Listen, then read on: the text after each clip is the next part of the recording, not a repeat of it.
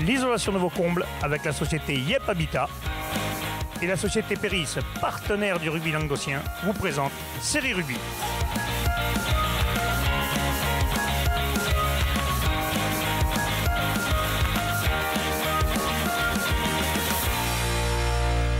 Bonjour mesdames, messieurs, bienvenue à Série Rugby, votre émission sur rugby amateur de la 4e série à la Fédérale 1. Vous le savez, le jeudi c'est le MAG et aujourd'hui, nous allons vous présenter un reportage sur nos amis montpelliérains, le club de Palavas. Le club de Palavas qui évolue en Fédérale 3 poule 11.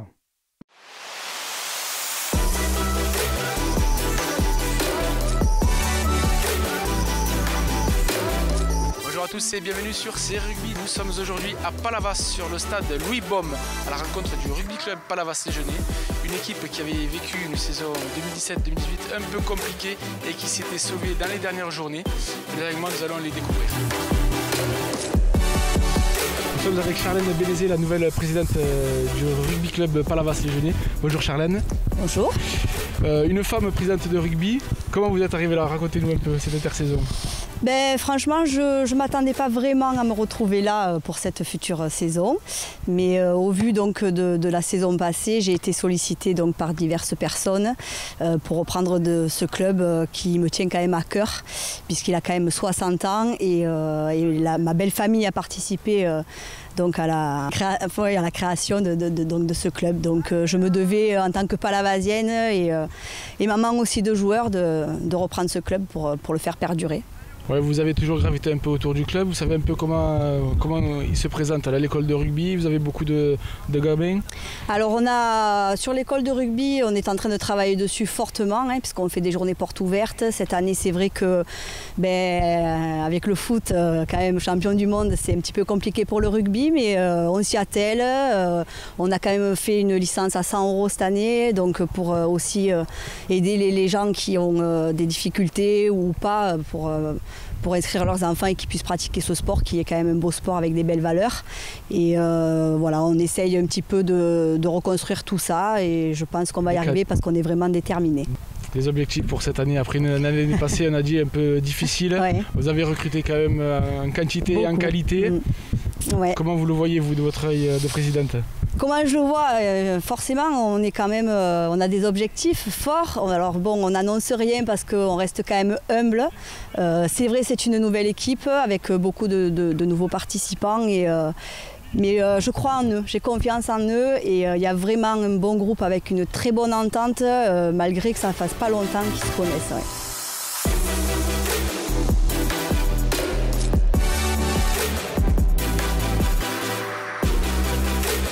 C'est vrai qu'on est sorti d'une saison un petit peu compliquée, bon voilà, pour X raisons. C'est vrai que la transition au niveau dirigeant s'est faite un petit peu sur le tard, donc le recrutement a été fait un petit peu à la va-vite, donc ça a été compliqué de bâtir une équipe compétitive puisque cette Fédérale 3 elle monte d'un cran à chaque année, donc voilà, donc on a essayé de sauver tant bien que mal cette saison. On a eu un début de saison effectivement très compliqué, je crois qu'on a su ensuite se resserrer sur la deuxième partie, voilà, pour aller chercher ce maintien, voilà, qui était minimum, on va dire, voilà, sur la saison.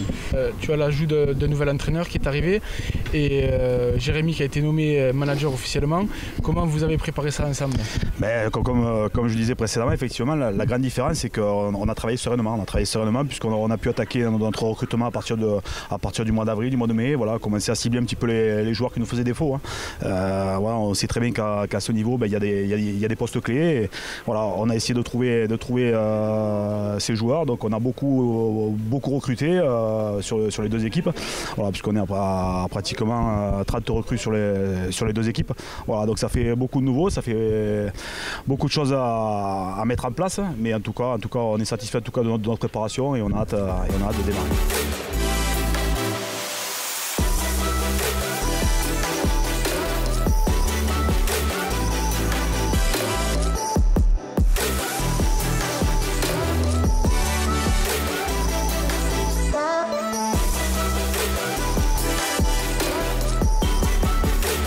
Avec Robin Sola, le nouvel entraîneur des trois quarts de Palavas. Robin, bonjour. Bonjour. Raconte-nous un peu ton parcours, comment tu es arrivé à Palavas? Écoute, tout simplement, moi je jouais sur Millau, encore la saison dernière, sur les deux dernières années.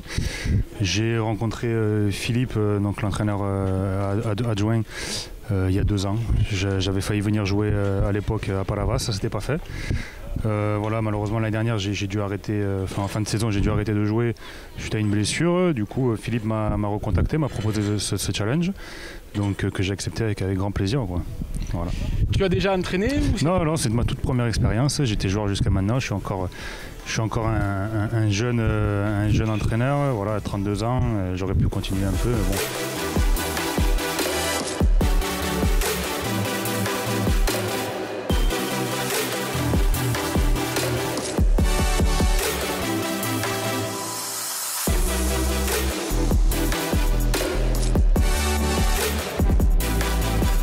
On se retrouve avec Mathieu Pommery, nouveau demi-de-mêlée de Palavas.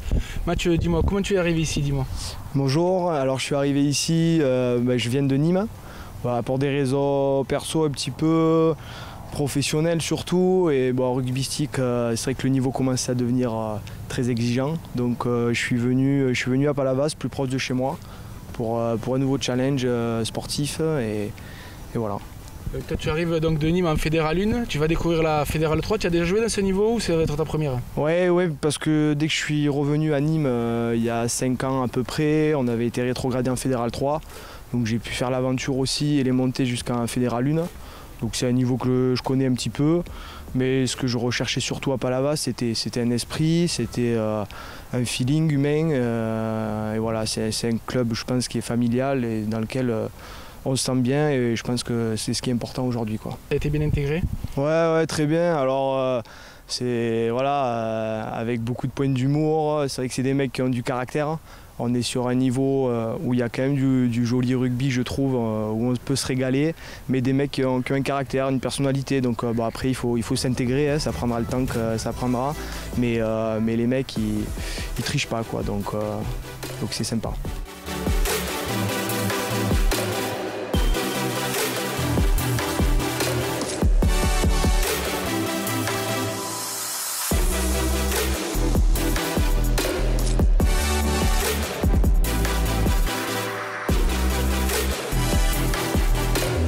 Avec Bemba Camara, donc 3e ligne de Palavas. Bemba, tu fais partie maintenant des anciens.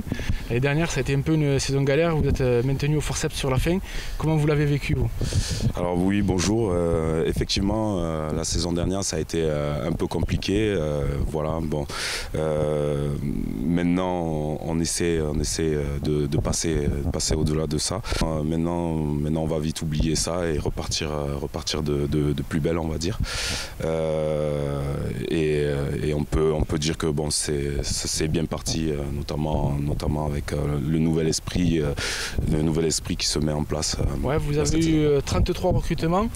Vous avez eu le temps de tous vous retrouver ensemble, faire plus connaissance, ça se passe bien? Eh bien écoutez, oui, 33 effectivement, ça fait du monde, mais bon, on peut dire que la mayonnaise a très vite pris. On a fait un stage notamment avec tout le monde pour intégrer tout ça.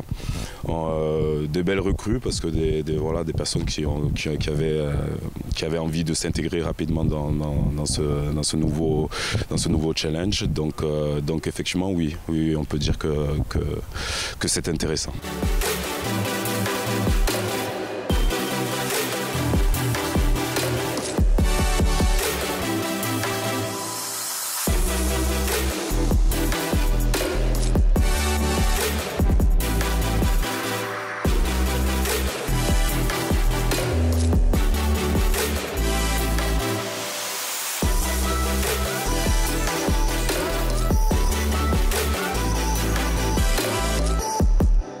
Jérémy Boixadera, joueur et maintenant nouveau manager de Palavas.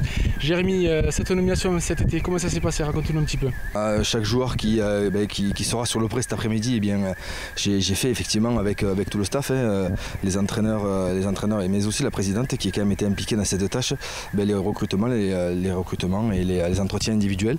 Voilà, aujourd'hui nous sommes sur un groupe de 70 joueurs, alors que l'année dernière nous étions sur à peine 55-56 joueurs, et avec 33 recrues, dont certains noms qui sont quand même assez intéressants pour notre niveau fédéral. Donc on espère beaucoup, on est sûr de rien bien sûr, hein.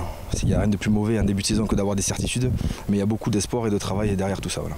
Et toi, ta double casquette là, comment tu te sens au sein de l'équipe en plus là? Ça a toujours été compliqué de faire les deux, mais là il fallait assurer la continuité. L'année dernière j'étais président, donc c'était encore pire, co-président avec le président de l'année dernière, M. Milovic, Michel pour ne pas le citer. Voilà, donc c'est pas toujours facile, mais je m'efforce à ce que quand je suis sur le pré, je suis un simple joueur lambda.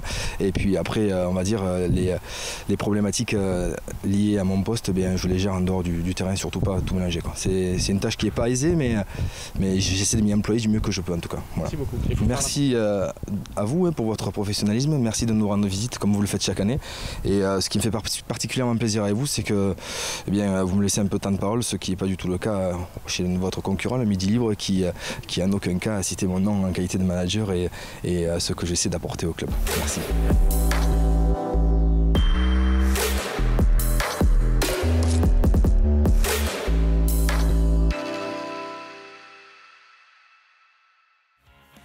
Mesdames, Messieurs, j'espère que ce reportage vous a plu. On se retrouve demain pour les matchs à venir de ce week-end. Transpirez bien sur tous les terrains.